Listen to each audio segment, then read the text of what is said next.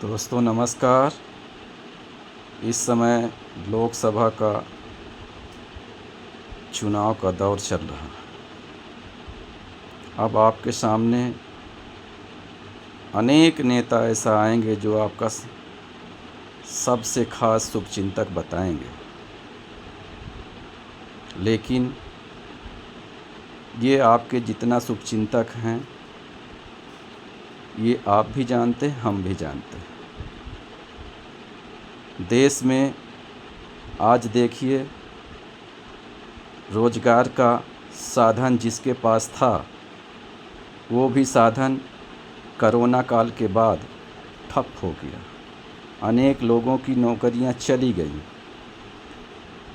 कुछ देश में फाइनेंशियल वर्क करती थी, जैसे सहारा क्रेडिट कोऑपरेटिव, सहारा ग्रुप, आदर्श क्रेडिट कोऑपरेटिव, आदर्श ग्रुप।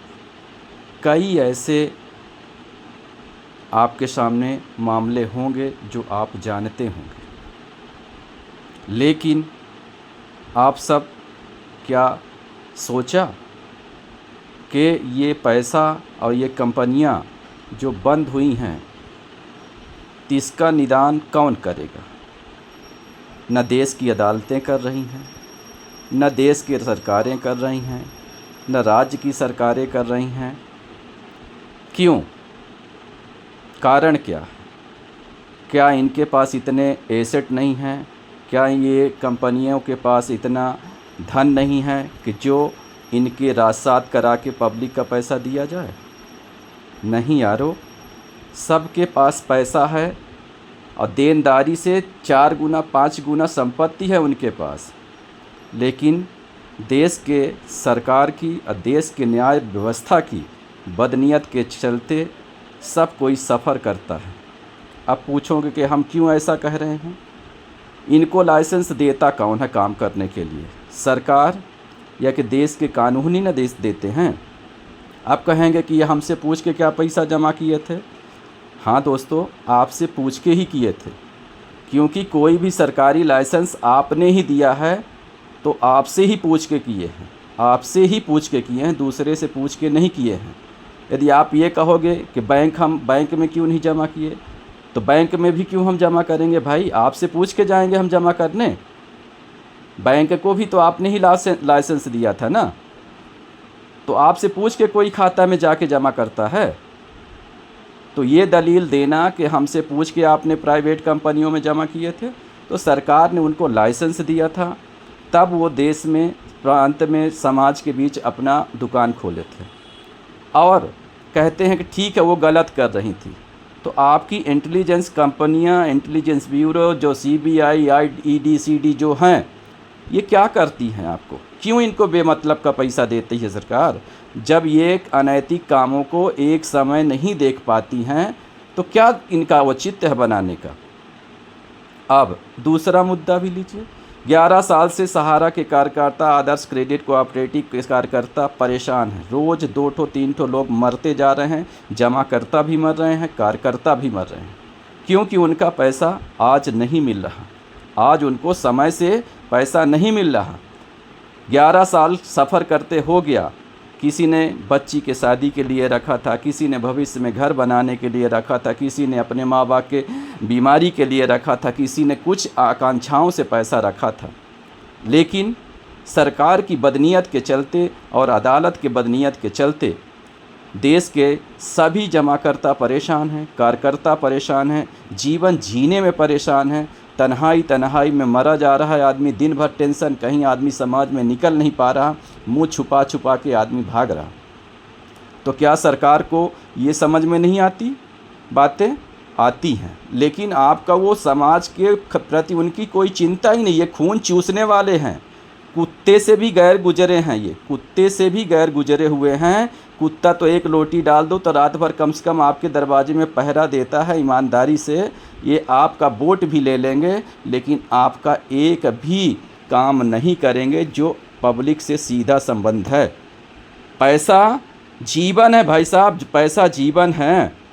आप पैसे के बगैर नहीं चल सकते हो। लाख विकास कर लीजिए, मैं कहता हूँ, मतलब सरकारें कि मैंने ये विकास कर दिया, मैंने ये विकास कर दिया, मैंने ये विकास कर दिया, तो विकास का उपयोग पैसे से ही ना करोगे।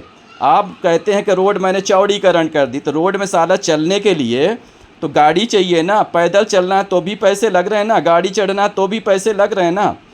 और जब आपके पैसे सरकार जब्त करके रखी हुई है और दे नहीं रही है, तो मैं तो सरकार से खैरात नहीं मांग रहा हूँ, ना भारत सरकार के ये भी कह रहा हूँ कि आप अपना पैसा दीजिए, जिसके पास जो एसेट है उसको बेचवा दीजिए और पब्लिक का पैसा तुरंत दे दीजिए।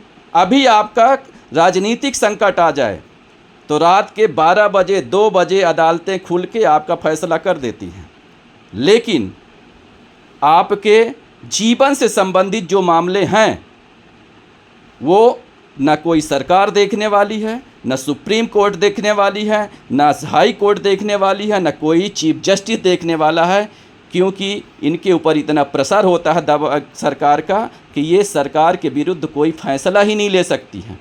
इनको पता है कि जैसे मैं सरकार के विरुद्ध फैसला लूँगा तो मेरी बत्ती लग जाएगी, मेरी बत्ती लग जाएगी, कहीं ट्रांसफ़र कर देंगे, कोई ऐसा पनिशमेंट कर देंगे, सस्पेंड कर देंगे, क्योंकि अदालतें उनके ऊपर निर्धारित हैं, विधायिका के ऊपर और विधायिका कानून पालिका जो है, यही सब जो देश के चुने हुए लोग जाते हैं, जिसको हम लोग नेता कहते हैं, वो बनाते हैं।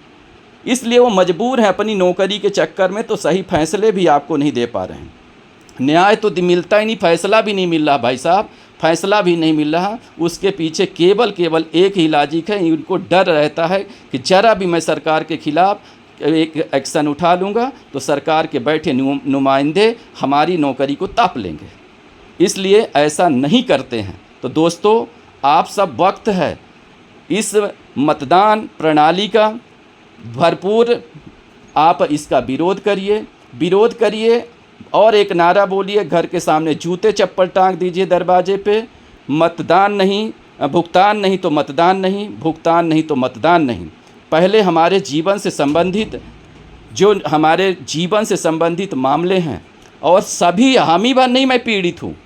आज 14 करोड़ डिपॉजिटर इसका पैसा लगा के मर रहे हैं, तन्हाई से जी रहे हैं, सारे रोजगार हमारे आपके ख़त्म कर दिया। तो ये सरकार के फार्मूले बदले हैं भाई साहब। पहले गोरे लोग इकट्ठा होकर हम सबको चाबुक मारते थे, आज राजनीतिक पार्टियां अपना संगठन बना के हम सबका खून चूस रही हैं। तो दोस्तों, इस बार संभल के, मैं स्पष्ट रूप से कह रहा हूं, सहारा पीड़ित, आदर्श पीड़ित और अन्य क्षेत्र के मैं नाम नहीं जानता हूं, शारदा घोटाले वाले जितने भी होंगे, सबसे अनुरोध कर रहा हूं कि जब आपके घर के सामने कोई वोट मांगने आए तो उनसे ये ज़रूर पूछिए कि आप करेंगे क्या, हमारा फैसला करोगे जाके बैठ के, या कि नहीं करोगे तो इस्तीफ़ा दे दोगे तुरंत। ज़रा इनसे लिखवा के मांगना। धन्यवाद दोस्तों। मेरी आवाज़ ये जहाँ तक पहुँच रही है और ये वीडियो आप जो देख रहे हैं, तो आप इसको यदि अच्छा लगे तो अधिक से अधिक लोगों के पास शेयर करिएगा और लाइक करिएगा। धन्यवाद।